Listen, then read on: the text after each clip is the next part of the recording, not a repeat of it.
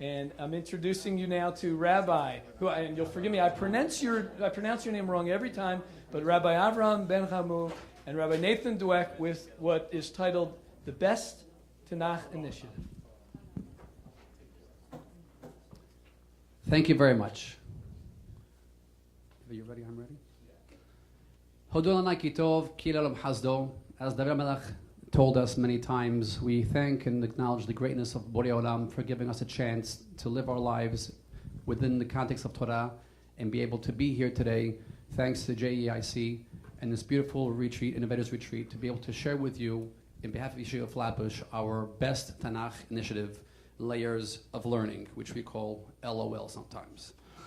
We begin with something which I don't like to do, and that is the problem of Jewish education. I've been trained my whole life to always bring out the positive in the world, but for today I'll make an exception. One of the problems we have with Tanakh and Torah education is that, unfortunately, most of our students feel it's just another subject. They can either take or not take. They get a Chumash by Shemot, one book, they take it to class, they're worried about their grades, their GPA, it's part of their assessments. And unfortunately, because of that, then while they may master the text they're learning, they lose the connection to what this text actually means to them. And that, unfortunately, therefore, doesn't let them use this text and apply this text to their every single day life. Our Torat Hayim is something that needs to be lived by, not to be learned and to pass and to be checked and to go to the next level. And that is the problem that we feel that many of our students don't understand. And therefore, what we're proposing here is to change that perception. So we need to make sure that our children do understand, our students understand, that this is the basis of their lives. It was, as the Midrash says, that Hashem looked into Torah and created the world, and therefore Torah must be the basis for everything that we do. They must take ownership over it. It should be theirs. They must realize that everything in their lives has something in Tanakh that can help them and guide them through the situation. It is a Torah, from the word more. It is a guide. It is an instruction, as we call it in Aramaic. It's the oraita. It's the light, the shining light that should be there for them every single day as they live their lives and go on through their processes. As Moshe blessed Bnei Israel and told them that this Torah that he's giving us is not for the few and not for the smart. Lo b'shamayim hi, it's not up in heaven, so people may say it's not for me. Lo mevlad nahar, it's not across the river. They may say I can't swim and I cannot get there. But really, it's very close to you in your hearts and your mind and your soul for you yourself to achieve it.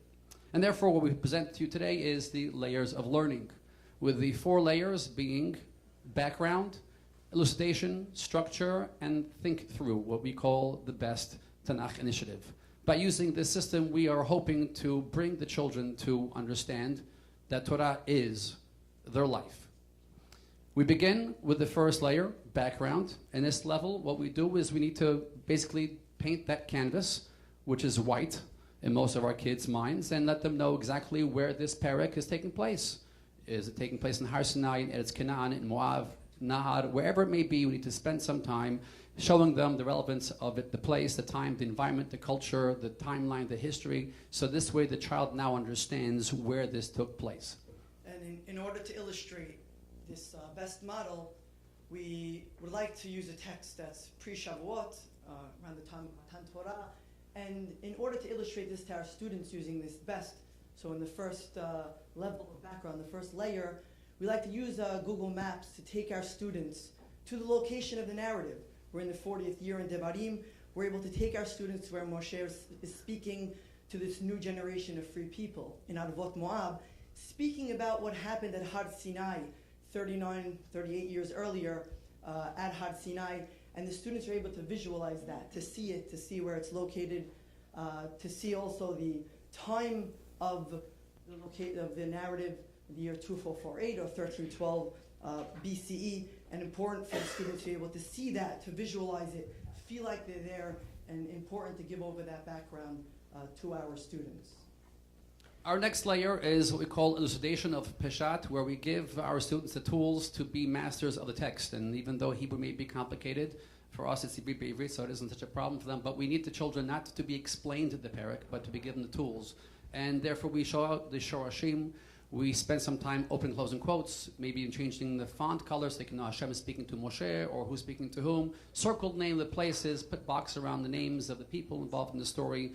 And with this tool, they now can actually break down the actual Peshat the way most of my Farshim learned Tanakh and give them the tools they need to have in order to continue. And what's important again is not giving commentary to the students. We tend a lot of times, educators, we have a lot of information in our head. We automatically give over to the students what this means already before they're actually learning it. So here is an example that we took in Devarim. We can, with our students, we're not showing it to them on the board initially. We want to read the Perek with them, reading along with them. But we want to show them that can easily open and close quotes to who's speaking where.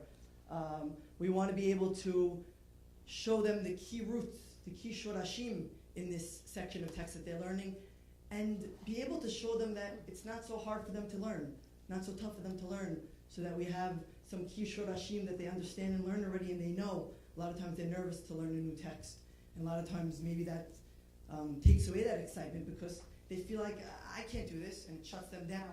So here we have key shorashim like davar and shama and natan and achal, words that they know to give and to eat, to write down. These are words that they know and they can see it in the text and we can speak that out with them. And I think it's important that the students feel that and it generates that excitement.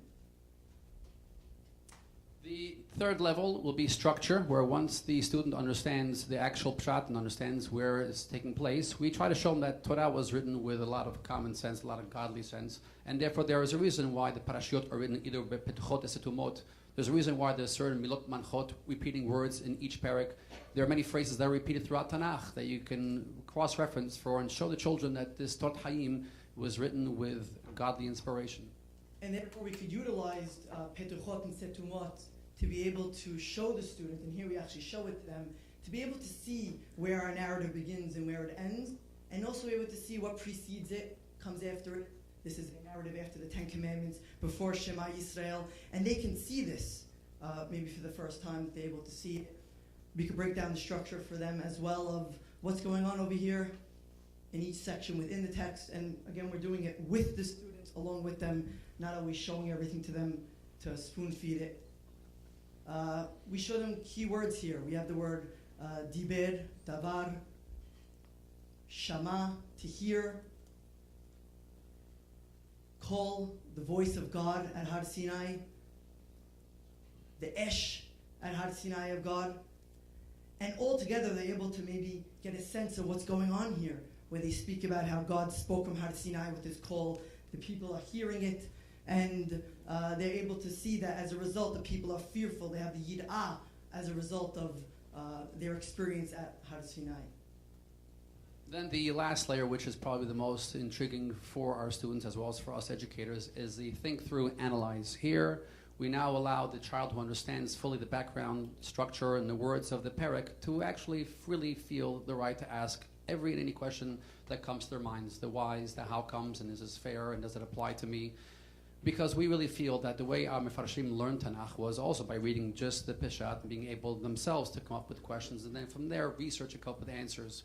Through our experiences, many of our children actually ask many questions that were already asked by Rashi and Ramban and Kliyakar. So instead of us telling them what to ask, they themselves figure out what to ask. This also allows the child to internalize this perek. It's in their minds, in their hearts, in their souls. So whenever this comes up again in their lives, whether it be in the shul once a year, whether it be in the road, this will come back to their minds and it'll click that, hey, I had this question back when I was learning Tanakh, and see how Tanakh helps them out. And the teacher needs to expect these questions for analysis that may be asked by students, that we feel that by not giving them those mefarshim and that they're asking the questions, these are questions that will stay with them. These are questions that we may expect on our given text was, why recall that their fathers were fearful? These are just sample questions. What did Moshe think of their fear?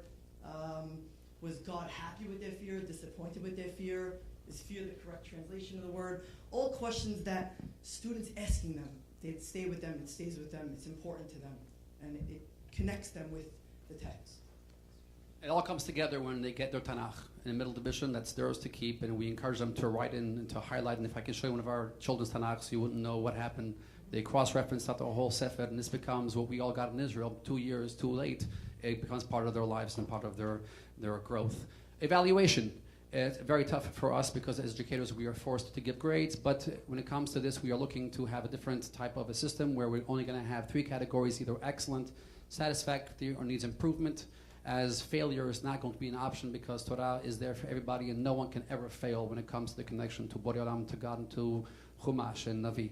So that's where we believe this should be done. We very much enjoy doing what we call a faher in some Ashkenaz communities, the oral examination where one of us walks into the other teacher's class and we basically go over the whole parak after learned it and just discuss with them a different layer and see how they can respond to our questions and we can answer their questions. And if need be, we do have our written examinations, but always with the Torah, the Tanakh open. Torah was bichtav, Mishnah was Baal Peh. That should be memorized, but the bichtav is katuv for a reason. Therefore, we really believe that it should be an open Tanakh test. And additionally, in order to assess how students are going from this, we're able to use something like Google Forms to be able to assess how they started thinking critically maybe in the beginning of the year using this model, and then how they are at the end of the year and what types of questions they're asking. With Google Forms, you're able to compare and contrast even between students. Are students asking the same questions? How do they feel about the text? And you're able to address those issues. The students may even be, some students may even still be in the beginning nervous to ask in class, but easier to ask through this method. And they're able to really feel that ability to ask those types of questions. What we are looking to do with the help of JEIC is to be able to implement this program school-wide, worldwide if possible, and that is requiring teacher training. Most teachers actually do learn themselves this way, but they don't teach this way because they have such a wealth of knowledge. They feel they should stop at each pasuk and give over all their 55 years of knowledge to the child all in 1 second. So teachers actually do get encouraged by it, just need to be told that they don't have to cover every single mefaresh, so they can actually allow the child, as they did, to grow with it and to spend their whole lives learning mefarshim. That to be done in 6th grade or 8th grade. And additionally, we're able to bring in maybe experts in the field, maybe like Rabbi Yitzchak Shalom, who's able to come in to give some teachers some knowledge, and us as well for background information for different part structure. We're able to really give over these important tools. We do need to prepare some units so the teachers can have some idea of what's all about, and we're looking to create the best for a few perakim. Not that they must cover it as we give to them, but give them the foundation, give them the information that they can themselves get inspired and give it over to their students. So we're looking for the resources of technology, we're looking for educators, and we're looking for the availability of your help to bring this together. And we wish us all chazak ve'ematz as Yeshua blessed. Thank you very much. Wait, I still have 1 peak left. Chazak ve'ematz. Thank you all very much.